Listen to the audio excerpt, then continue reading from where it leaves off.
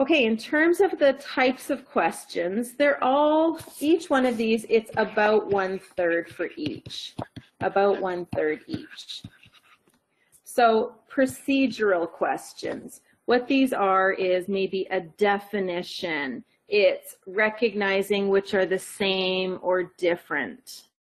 Conceptual questions are ones where you compare, contrast, find out which one doesn't make sense in the list.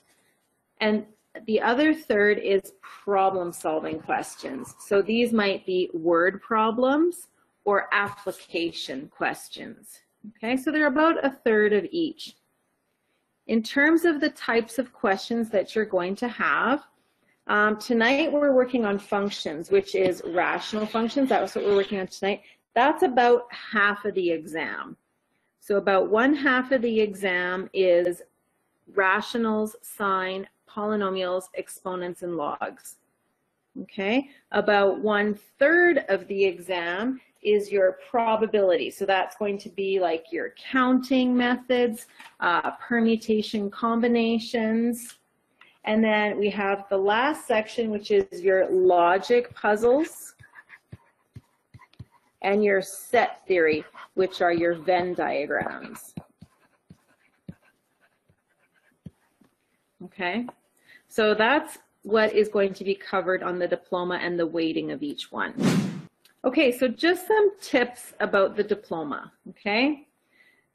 When you get the diploma, I don't want you to start with the first question and then just go all the way through. I want you to actually look at the whole diploma, and you don't have to start at question 1. I want you to start on the section that you feel the most confident. So start answering questions in your strongest unit. So everybody has a unit that they are the best at. That's the unit I want you to start with. Now, when you're going through, just a couple of general tips here. First of all, you have 6 hours, so take your time. There is no rush. I have never seen anyone need more than 6 hours for the math diploma, okay? Your first instinct is usually the right one, so only change it unless you are sure it's wrong, okay? So usually the one you choose first is the one you should go with, unless you have made a mistake and you have something to kind of back that up. Okay, this one here is really important. If you don't know the answer within the first minute or so of doing a question, skip it and move on to the next one. Don't spend all your time on one question if you can't get it, because you're going to start to make the same kind of mistake over and over. So sometimes it's best to walk away and then just come back to the question later. Okay, multiple choice, just some tips for multiple choice. Always look to eliminate options that don't make any sense and narrow your good options down. So I always like to cross off the ones that just don't make any sense, just so I can focus my interest and my, choices on 1 or 2. Look for repeated values. Like if you have in all of the options, except for one of them, there seems to be the number 2, chances are that's part of the answer. Look for options that stick out. Those usually are not the answer. So, you know, you have 3 of them that are the same and then one that just really sticks out. That's usually not the answer. Okay. I am going to talk to you a lot about this, especially tonight, using your calculator to check or validate the options. A lot of questions are calculator questions, and the 30-2 diploma has calculator questions on it. So calculator questions, I call them gifts. They are gifts. So don't spend lots of time doing a question for 1 mark when you can just put it into the calculator. So when I'm teaching you diploma prep, I'm going to be teaching those tips and tricks to you. Numeric response, you have to start at the leftmost box and work your way to the right. So for example, if I wanted to enter the number 12, I would not do that. That's not right. I would not write it like that. That would be wrong. I would write it like this. Start at the left box and then write it like that. That would be correct. The decimal gets its own box. That's really important. The decimal gets its own box, and answers will never be negative. So you can't put a negative in there. And then the last one, I don't have it written down here, but the answer will always fit in the box.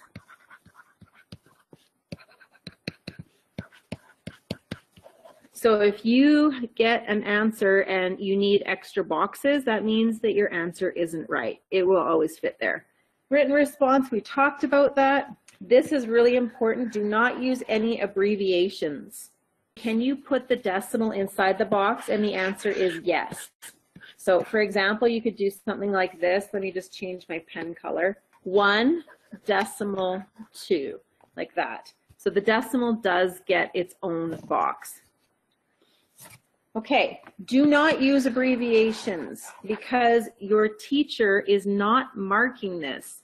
So don't use abbreviations, use full words. And then just reread the question when you're done, just to make sure that you have answered all the parts of the question. Very important. Those are some of the words that you can see on the diploma. I can let you read over those and what they mean. All of these words will always be bolded in the written response. So I have a list of them there that you can look at to see what they mean. Okay? Just common sense things that you can bring into the diploma. Your graphing calculator, pencils, erasers. You cannot bring in any electronic devices. So you can't bring in your cell phone or anything else like that. Okay, so what we're going to do in this 30-2, we're going to review some of the concepts. Consider it a refresher course. I'm not going to go back and reteach absolutely everything. I'm just going to kind of refresh your memory about it and then practice questions. This is the most important, okay? So we do not have time to cover every question in your materials. So I am going to cover the most important ones, but I want you to always come back and finish any questions that we don't do. And then when we're working, when we have work period, really important that you guys are going to ask me for help during any of the work periods. When we have a break, I'm going to be sitting at my computer and I can check to see, because there's like a little flashing light when I have a message, and I can always answer your questions. Let's start into our very first topic, which is going to be factoring. Factoring, so I have all in your notes, you have the curriculum objectives. Now this is interesting because there are some questions, about 80% of questions are at the acceptable standard. And students always ask me, what does that mean, acceptable? Well, you can look over this. This is the list of all the things that are considered acceptable standards. And about 20% of the questions on the diploma are the standard of excellence. And so you can see there, just like a little bit of an extra step that you have to do. So something that I do want to mention, because sometimes I know students have teachers that don't follow the curriculum. So as your diploma prep instructor, I want to teach you what is on the curriculum, because that's all that will be on the diploma. So something that I want to note is we will only do one operation on rational expressions. So you will never see a question where it is adding and subtracting or multiplying and adding. It's only one at a time.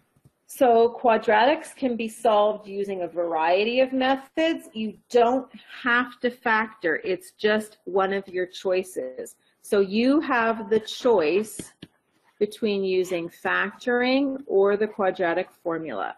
You don't have to use one or the other. Let's look at factoring. So I am on page 11 of your books. So factoring in 30-2 comes down to one of two things. It's either going to be greatest common factor or it's going to be difference of squares. Those are the two types of factoring that we do. So I just want to review with you greatest common factor.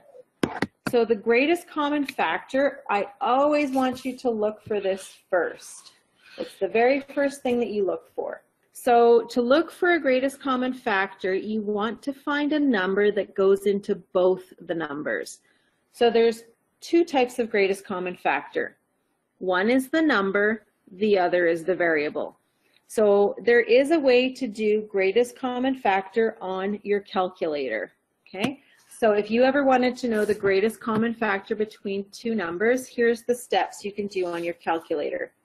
You go into Math, go to Number, option 9, greatest common factor or denominator, and then separate the two numbers by a comma. So for example, greatest common factor of 12 and 45 is 3.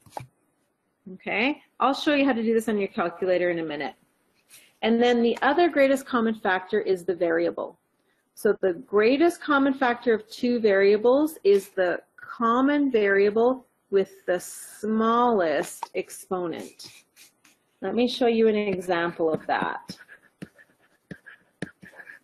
If I want to find the greatest common factor of x cubed and x squared. First thing is, it's a common variable. So see how they both have x's? So I know my greatest common factor is going to be x, and I look and it's the smallest exponent. So if you look between these ones here, this one here is the smallest exponent. So the GCF will be x squared. Okay? Once we find the greatest common factor, we can just divide the terms by the greatest common factor. So let's go ahead and try it. Okay, so the first one, I want to factor the following completely. So I need to look at the greatest common factor between 2 and 8. So I'm just going to show you on the calculator, just in case you didn't know that, how to do that. So I'll pull up my graphing calculator. Okay, so what I'm going to do is I'm going to go Math. So here's my Math button right here under Alpha, Math. I'm going to go over to Number. So you can see down here my steps that I'm doing, Math, and then arrow, and I'm going to choose option number 9, which is greatest common denominator. So then I'm going to enter in 2, 8, and close my bracket. Okay, so that would give us our greatest common factor or denominator. So let's go back here. Okay, so I know that the greatest common factor between 2 and 8 is 2. Let's look at the greatest common factor between a exponent 4 and a. So it has to be common, and it is the smaller of the two. So see how there's a 4 here and an invisible 1? It's just 2 to the 1. So altogether, the greatest common factor is 2 and a. And I'm going to write that outside my brackets. When I factor, it's like I'm dividing both by 2a. So I have 2 divided by 2, gone. 4 take away 1 is 3a cubed, plus 8 divided by 2 is 4, and a divided by a is gone. So that would be my final answer, 2a times a cubed plus 4. Let's look at the next one, greatest common factor between 5 and 10. Notice I didn't say negative, just 5 and 10. So the greatest common factor is 5. And then the greatest common factor between x cubed and there is no x is just x. So there's no x. So we don't even have to worry about that because it's not common to both. So I'm just going to focus on the 5. So I put the 5 outside, and then I will divide each by 5. That's gone. Minus 10 divided by 5, 2. Okay, I'm going to try one more, and then I'm going to get you guys to try some on your own. So let's look at here, 7 and 35. So greatest common factor of 7 and 35 is 7. Greatest common factor between W5 and W2 is W, and then I choose the smaller of the two, which is 2. So I'm going to write 7W squared on the outside. So divide them each. So 7 divided by 7, gone. 5 take away 3 is, 5 take away 2 is 3. 35 divided by 7 is 5. And 2 take away 2 is none, so I'm just left with 5. Okay, so I just kind of started to set this up a little bit here. So for C, I want the greatest common factor between 32 and 24 is 8. But I do notice that both of these are negative. So I'm actually going to take out a negative 8 because both of these here are negative. And then GCF between y squared and y is y. So again, what I'm doing is I'm dividing both by the GCF. So negative 32 divided by negative 8 is positive 4. 2 take away 1 is 1 for the y. Negative 24 divided by negative 8 is positive 3, and the y's cancel. Okay, for the next one, GCF is 5. So take out a 5 and a d squared. So I'll divide each by 5d squared. So 10 divided by 5 is 2. D squared divided by d squared is gone. Minus 15 divided by 5 is 3. And 3 take away 1 is just d. And then the last one, I said the GCF is 2 and d. So I'm going to divide each by 2d. So 10 divided by 2 is 5. 7 take away 1 is 6. Plus 2 divided by 2 is 1, and the d's also cancel. Okay? So I kind of like to take my time with factoring because factoring really is the foundation for all of the rationals. If you can factor, it makes the rest of rationals a lot easier. So let's look at the second type of factoring that you do, and that is called difference of squares. So for a difference of squares, first thing is, just look at exactly what it says. Difference means subtract. Let me just write that a little differently. So difference means subtract. And squares, that just means they are perfect squares. So perfect squares are numbers that have two identical factors.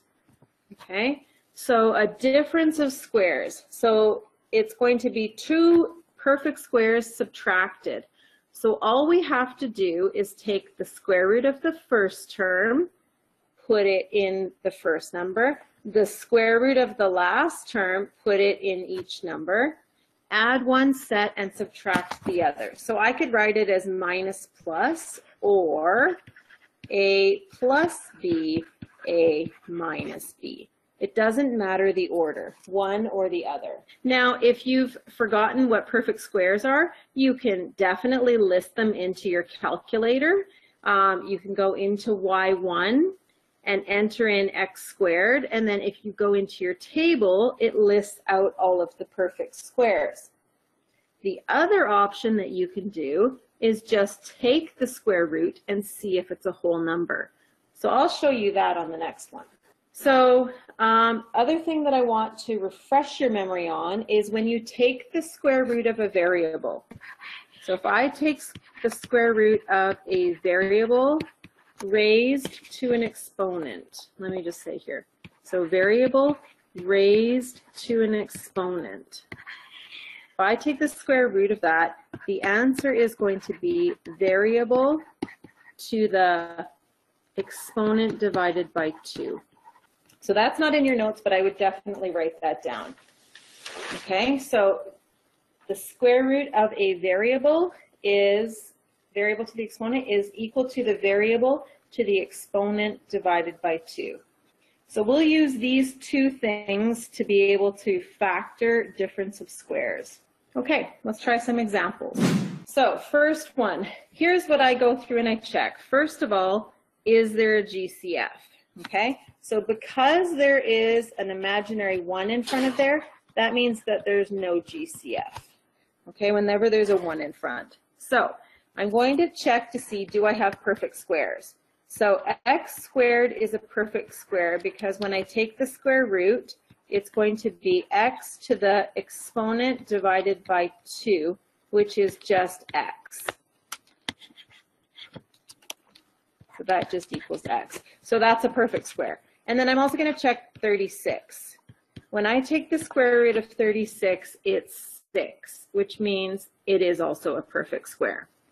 Okay? Numbers that are not a perfect square aren't nice numbers. Let me show you a quick example of that on the calculator. So if I go into my calculator and I do the square root of 36, it's a perfect square because it's a nice number, 6. Okay? Let's do the square root of 38, for example. And do you see how that's not a nice number? Because 38 is not a perfect square. That's how I can tell. Okay. So what I've established is that both of them are perfect squares. So I can go ahead and factor them. So to factor them, I take the square root of my first term, x, the square root of my last term, 6, add 1, subtract the other. And then I'm done.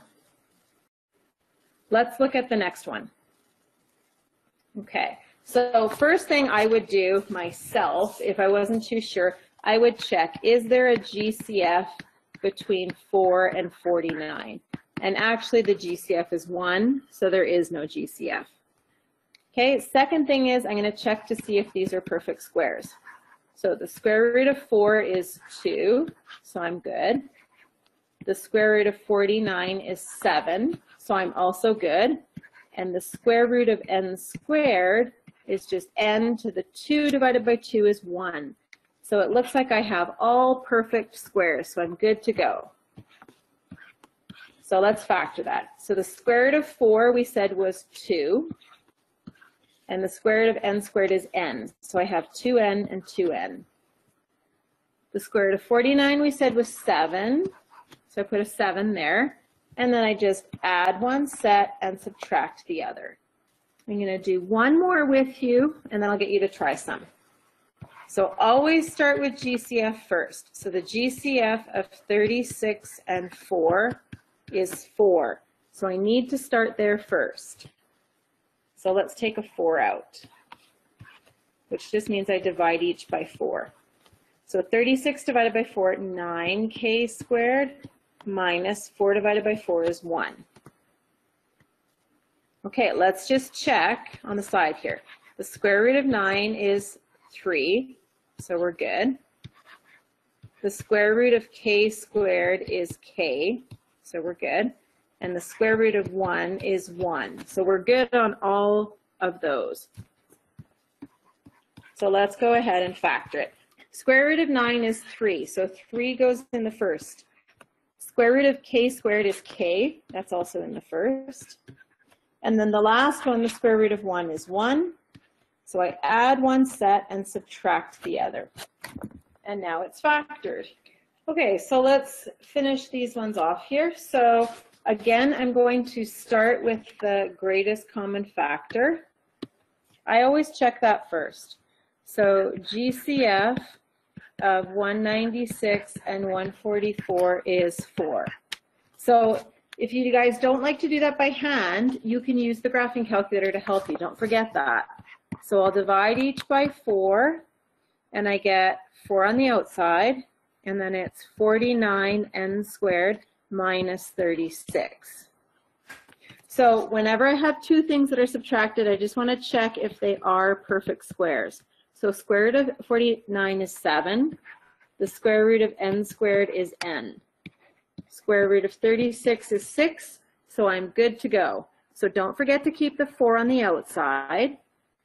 The square root of 49 is 7, and the square root of n squared is n. And then square root of 36 is 6 and 6, and I add one and subtract the other. Okay, next question. GCF of 6 and 8 is 2, but there's also a GCF of m squared and m, which is m. So don't forget the variables at the same time. So I'm going to divide both by 2m. So 2m on the outside. 6 divided by 2 is 3. 2 take away 1 is m minus 8 divided by 4, sorry, 2 is 4, m divided by m is 1. So I have two terms. So again, I just want to check to make sure that they're both perfect squares. So if you check, the square root of 3 is not a nice number. Let's look. So if I do the square root of 3, see, it's an ugly number, just like the one I showed you before. So that means 3 is not a perfect square, which means I cannot factor this by difference of squares. Okay? So I can say that 3 is not equal to a perfect square. So that means this is as far as you can go. That's it. Last one. GCF between 20 and 45 is 5. So I'll take a 5 out.